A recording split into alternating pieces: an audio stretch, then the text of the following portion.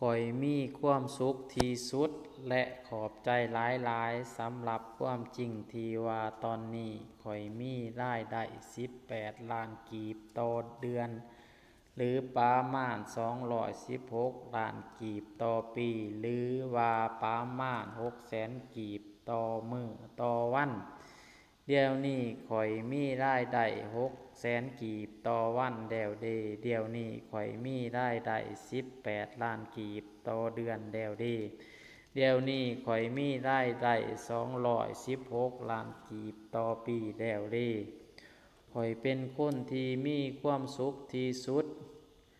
เงินค่ำไหลเข้ามาหาข้อยจากทั่วสารทิศด้วยความสะดวกสบาย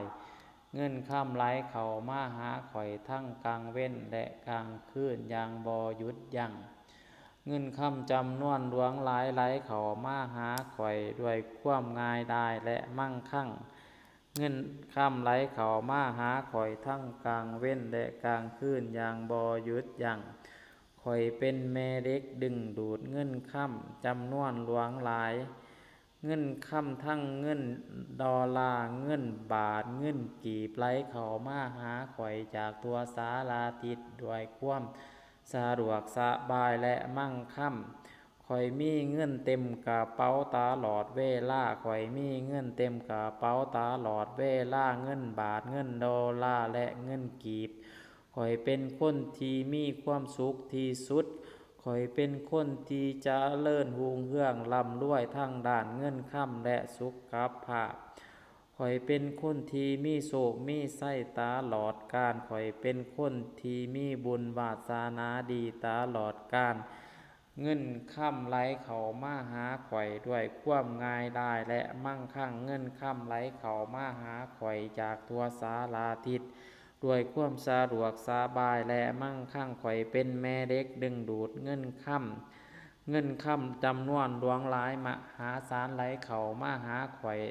ด้วยความง่ายดายและมั่งคั่งข้อยเป็นคนที่มีความสุขที่สุดข้อยเป็นคนที่มีรายได้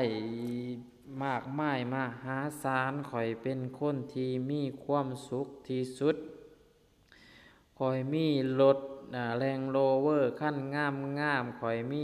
รถRange Rover คันงามและข้อยสามารถไปเที่ยวต่างประเทศด้วยการขี่ยนต์แล้วเด้ข้อยมีเงินกีบเต็มกระเป๋าตลอดเวลาข้อยไล่นับเงินบาทตลอดเวลาข้อยไล่นับเงินบาทจำนวนหลวงหลายมหาศาลเงินบาทไหลเข้ามาหาข้อยด้วยความง่ายดายและมั่งคั่งข้อยมีเรือนหลังงามๆมีรถคันงามแล้วเด้ข้อยมีเงินเหลือกินเหลือใช้แล้วเด้เงินไหลเข้ามาหาข้อยเป็นตับด้วยความง่ายดายและมั่งคั่งข้อยมีความสุขที่สุดและมีโชคมีชัยที่